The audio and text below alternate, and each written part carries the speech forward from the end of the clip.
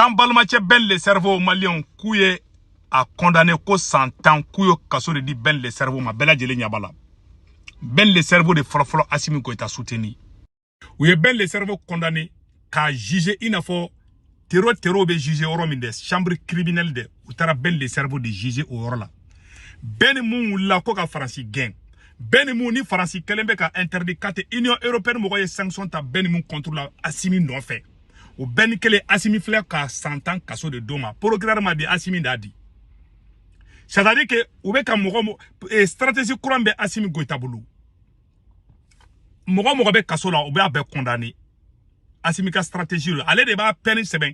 Assimi de bisiki ka sebe papier la me feni sa hake ka di karsama. Abo da ka procureur ma. Ou be soro ka toko jugement ka ina folu ka code la nendo ka soro ne ba don. Ne na Assimi ne baraka ne bu baraka chuko don. Ne nou e baraka ne te don segere be de kono. Juge sisi mogo be fin ke a bebe gland depuis kuluba de. Assimi de ba be décider. Odo ko songo ma. C'est-à-dire que jamana n'a be niveau la tseka changer. Jamana be changer ni institution de mogo te oro de famille. Donc a fonyana kuye 100 ans kasori di benma. Mali amena sekere do fonyana ben ga vocaluko kambi. Ben ga vocali.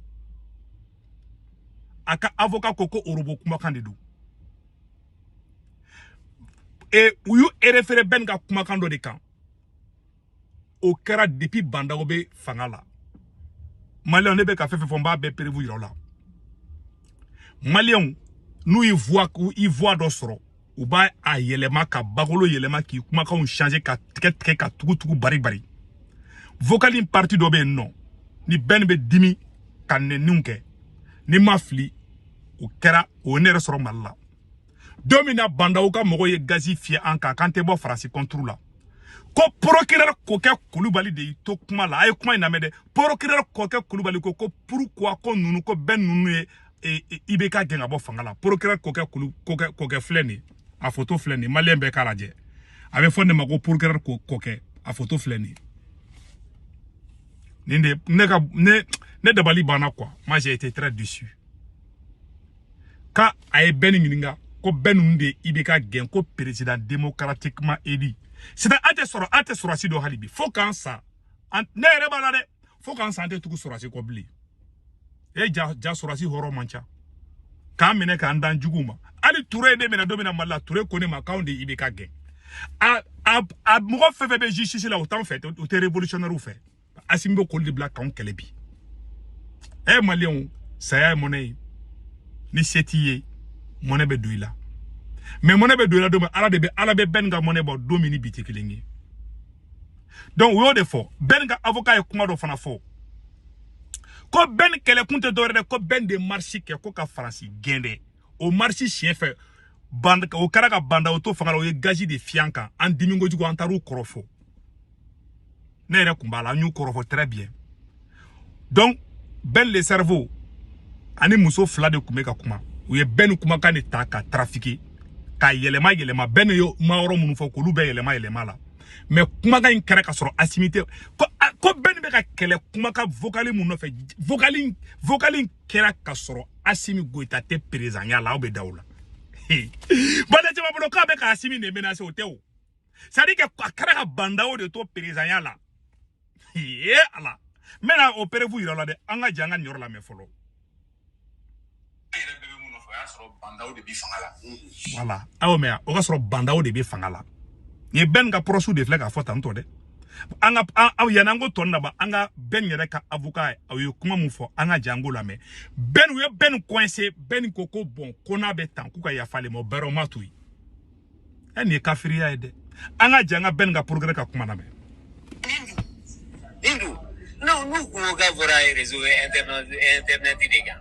Mais quand on s'est ira bora mo ni ali mo mi a chino ma do mais do est-ce que il là fait mira là do internet fait oui c'est un robot qui a montage de là avec mon faut manager avec jabu fanatique ni manager voilà les benka avocat di ko kuma ka nye robot kandi ou ya kuma ka fait bo ou ya be a beke robot kandi Clément Dambélé ka vocali mu borani jon kumbe ka kuma aya tiki kuma kamea Ben le cerveau njome ka kuma aya tiki kuma kamea et Fenya fana comment on appelle là commandant Daouda ou yo vocal ou ben galon le tike ka noro ila.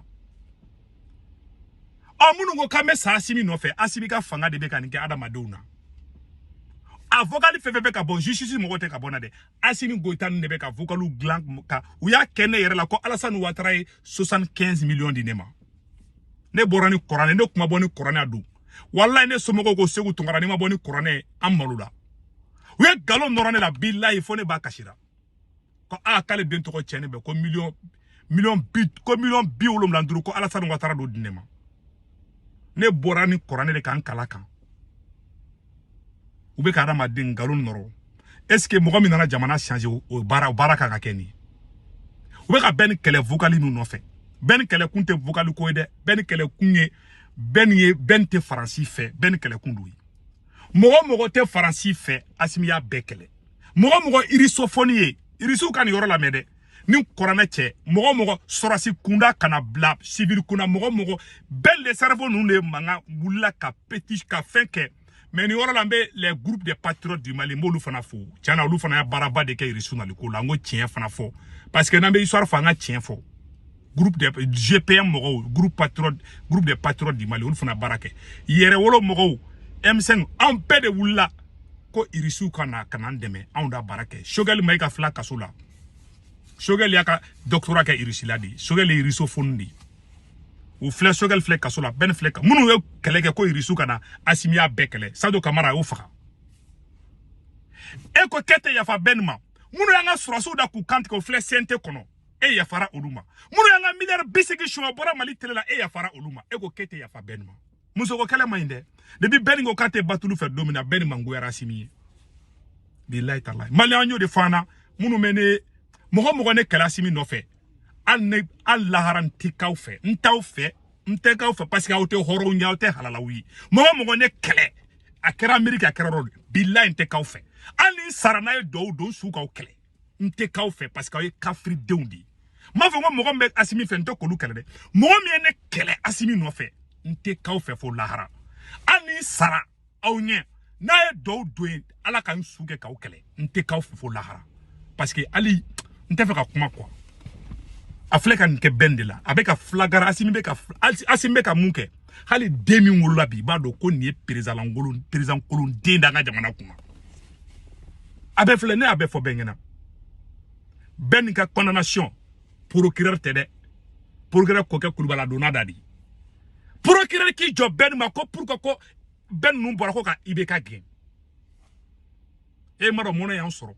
Uye Kader fara mina domina. Procureur Adama Kulubali Kader doya Karim Keita no fe. Ibeka mogo de nana fangala bi. Imaye Ibeka ka video manu les boubou mabel les abdounyang olde nana bi. Munu ye Ibeka kele Asimi ya bekele. Comment tenir benya koroa? Voilà les réalités aujourd'hui. Koke Kulubali kode ko bi ama beningi nga dorela ka beningi nga ko ben de président démocratique ben nous fana kama ko Asimi nunu munu ye kudita kedu.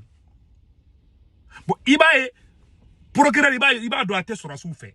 Mais surasi ni beti deunde do tout ni ujugu do. Mais ni procureur kelon betla ka Asimi betla ka o juger na ma kolosi. Peut-être autant ni malien yu sasa na obede.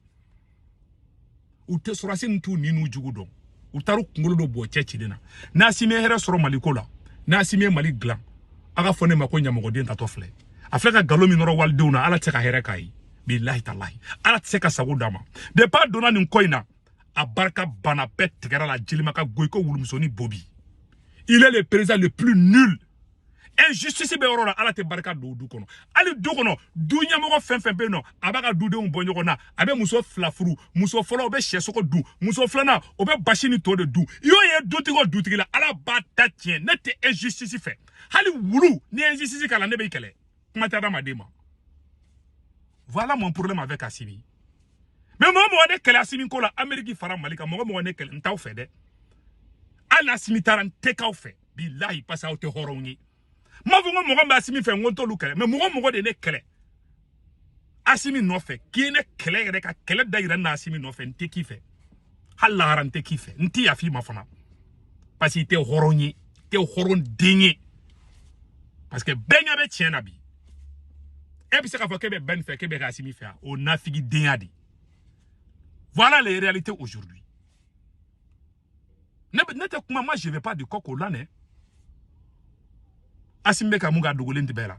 De pas Assimi kumba fanga tan fela watina manja kumba Assimi ka dona ka surani ben de bolo be nyongolo ani shogel de bolo be nyongolo ayeni mogo fla aka Assimi Gota aka généraux flab aka ça dit que Assimi Gota est un moteur de aéré moteur a odi chou a bien coulé bi Assimi Gota a bien na moteur a be coulé ka beta tien ka moteur chou ka transition aka transmission ayota ko chou kerefe moteur mobile ni ya moteur di Assimi Gota moteur to de ko shogeli maiga a pinena comme a Vilbergen nous au de ana a fait au de ben les cerveaux le deux puissant a fait ko lumalobi ala te hereki billahi tallahi awa condamnation fait bebe ka kebi Assimi de be ku seben ko di jiji uma ni ala ni corona cha Assimi de be ka beke pen nena Assimi nous e barake o nenu mo ou y'a que mon Roland fait couteau quoi billahi ni corona cha ou le baké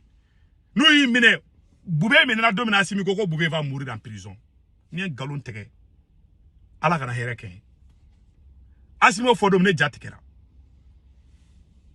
ko boubé va mourir ko il va pas sortir ah ben blatote abisela que changement maintenant c'est possible pour le moment parce que mo be bidote shindo ambe orna ko bi Assimi te fait ka ben bla a te fait ka shogali bla a mo na te fait ka shibla oh sharia jumembe mali kono mumba ira lebe ka munu kebi ka mo mine urubu kankan pour ben yere ka fen bora aya befo urubu kan ka mo mine urubu kankan ay mo fen mine a be vogal fabriquer lindi ka mo boom ou débat ko mo mene kada madona ali kafiri denga fsamu wulu do beni jo ma ka ku bankele Assimi no fe sari ne mira amona te fa monema mine je kono ko mi ngere dale me mo do la lu katla kana ko lu bankele Assimi no fe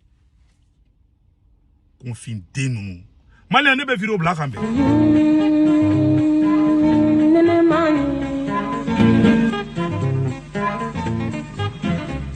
Mm-hmm.